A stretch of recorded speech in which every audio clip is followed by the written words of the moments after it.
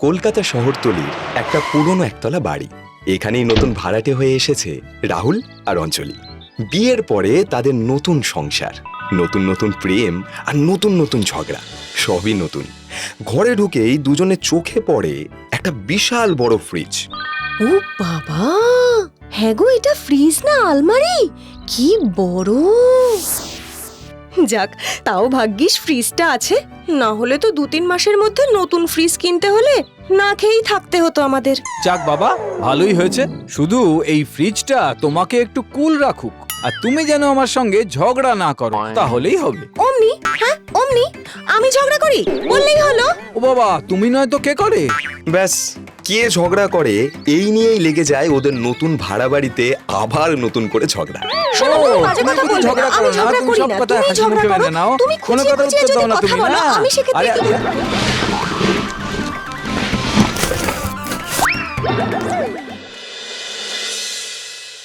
তবে প্রথম রাত্রি থেকেই ঘটতে থাকে অদ্ভুত সব কাণ্ড। মাঝরাতে হঠাৎ রান্নাঘর থেকে হাতা খুন্তি নাড়ার আওয়াজ আসে, তারপর ক্যাঁচ ক্যাঁচ করে দরজা খোলার আওয়াজ, সঙ্গে একটা গুঙানি। এবারে তো হাড় কিলো হয়ে যাবো গো। কে রে? অঞ্জলিরও ঘুম যায় কেঁচে। তুমি না খিদের চোটে হ্যালুসিনেট করছো, জানো তো? এত রাতে আওয়াজ কোথা থেকে পাবে বলো তো? ঘুমো ঘুমো ঘুমো ঘুমো, তুমিও ঘুমাও, আমাকেও ঘুমোতে দাও। কিছুটা অবিশ্বাস আর বাকিটা বউয়ের বকাকে সেই রাতে তো রাহুল ঘুমিয়ে পড়ে।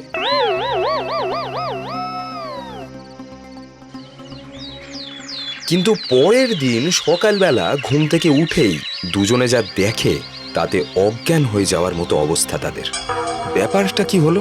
ফ্রিজটা জানলার দিকে এত সরে এলো কি করে? তারপর মেঝেতে চোখ রেখে আরো কিছুক্ষণ পরীক্ষা নিরীক্ষা করে মুখে হাসি ফুটে ওঠে। কি গো তুমি, বলে তোমার কি ঘটে একটুও বুদ্ধি নেই?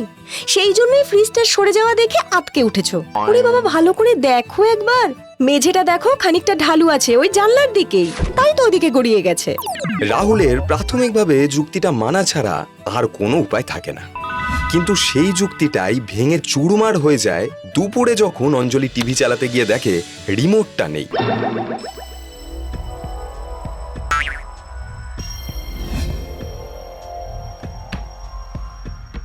সারা ঘর খুঁজে শেষে ফ্রিজ খুলতেই দেখা গেল ডিপ ফ্রিজের মধ্যে রিমোটটা ঘাপটি মেরে আছে। রিমোটটির গায়ে বরফ জমতে শুরু করেছে। অঞ্জলি আর রাহুলের মধ্যে বেঁধে যায় তুমুল ঝগড়া। এ দোষ দেয় ওকে, ও দোষ দেয় অন্যজনের ভুলো মনের ফ্রিজে রিমোটটা ঢুকিয়ে রাখার জন্য।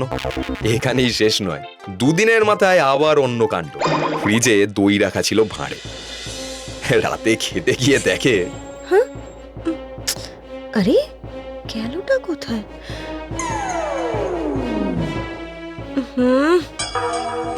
আরে, হচ্ছেটা কি? পরের রাতে রাহুলের আচমকা ঘুম ভাঙে কিছুর একটা আওয়াজে। তারপর ঘুম ভাঙা চোখে জল খেতে ফ্রিজের সামনে আসতেই যা দেখে, রাহুলের তাতে পিলে চমকে যায়। নমস্কার, আমি ফ্রিজ ভূত। আলাপ সারতে বেরোলাম। এই কদিন তো ফ্রিজ থেকে বেরোনোই হয়নি। রাহুলের চক্ষু তো চড়ক গাছ। ভূত! এতদিন শেওড়া গাছে, নিম গাছে, এমনকি শ্মশান কিংবা কবরখানায় ভূত থাকে শুনেছে, তা বলে ফ্রিজ থেকে ভূত? চিৎকার করে ওঠে রাহুল। রাহুলের চিৎকারে অঞ্জলি চলে আসে।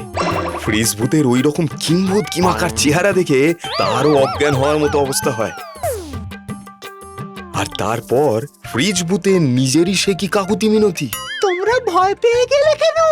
মানছি আমি একটু খারাপ দেখতে, বরফ দিয়ে ঢাকা, কিন্তু বিশ্বাস করো আমি কারোর ক্ষতি করি না, কারোর না। ওসব শুনে আমরা কি করব? তুমি তো দিনের শেষে তো ভূতই। শোনো না, একদিন এই ফ্রিজ সারাতে এসে এমন কারেন্ট শক খেলাম, ব্যাস তারপর থেকে আমি এখানে ফ্রিজের ভেতর। এই ফ্রিজই আমার সংসার, এখানেই আটকে আছি আর কি। রাহুল আর অঞ্জলির তখনও ভূতের ঘোর কাটেনি, ফ্রিজ ভূতই তাদের ঘোর কাটায়। চিন্তা চিন্তা করো না, আমি কিচ্ছু করব না। আমি যে একদম শান্ত শিষ্ট ভূত। আমি শুধু এই ফ্রিজের মধ্যেই থাকবো। ভূতের হাসিতে রাহুল আর অঞ্জলির ঘোর কাটে ঠিকই, ভয়ও কাটে। কিন্তু দিন সাথে যেতে না যেতেই ফ্রিজ ভূত বুঝিয়ে দেয় ওর আসল খেল। কখনো ব্রাশ করতে গিয়ে ব্রাশ খুঁজে পায় না অঞ্জলি, কখনো রাহুল পায় না ওর চশমা। কোথায় যে গেল? হ্যাঁ গো, বলছি আমার বডি লোশনটা দেখেছো? না, কিন্তু তুমি আমার মাথার চিরুনিটা দেখলে? এরকম ছোটখাটো হারিয়ে যাওয়া সব জিনিস খুঁজে পাওয়ার একটাই ঠিকানা হয়ে দাঁড়ায় ওই ফ্রিজ।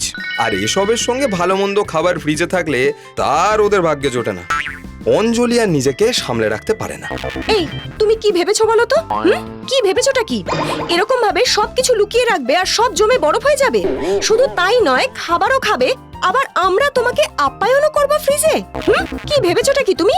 এবারে ফ্রিজ ভূত একদম শিশুর মতো কেঁদে ফেলে।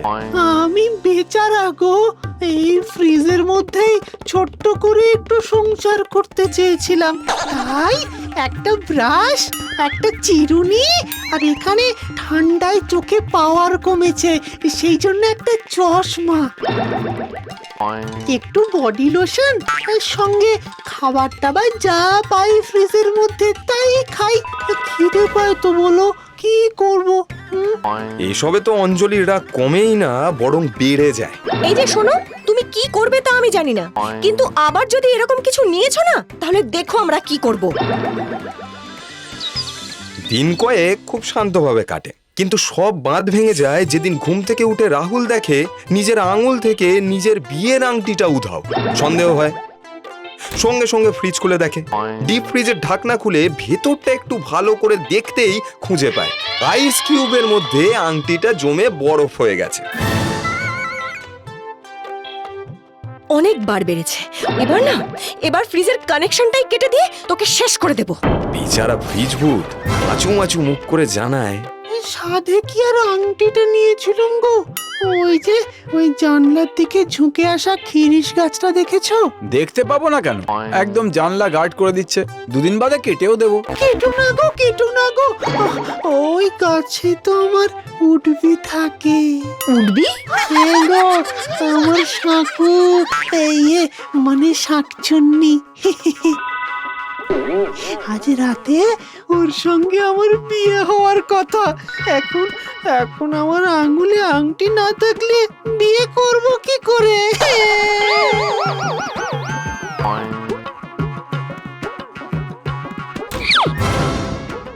কিন্তু এসবে কান্না দিয়ে রাহুল আর অঞ্জলি রাগ করে যেই ফ্রিজের কানেকশনটা অফ করতে যাবে, সেই মুহূর্তেই রান্নাঘর থেকে ভেসে আসে পোড়া গন্ধ।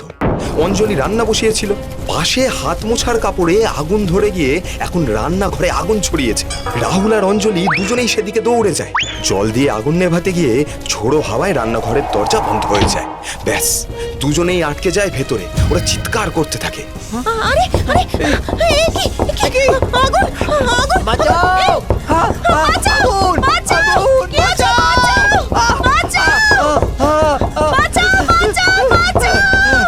আচমকা ফ্রিজ খুলে বেরিয়ে আসে ফ্রিজ ভূত, সাথে তার আইস কিউবের কমান্ডো বাহিনী। রান্নাঘরের দরজায় এক লাথি মারে ফ্রিজ ভূত। শয়ে শয়ে আইস কিউব বাহিনী নিজেরা ঝাঁপ দিয়ে আগুন নেভায়।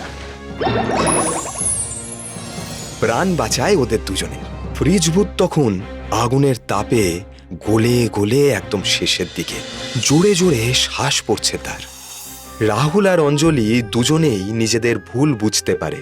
সঙ্গে সঙ্গে ফ্রিজ ভূতকে কোলে করে নিয়ে ফ্রিজে ঢুকিয়ে ফ্রস্ট করে তারা।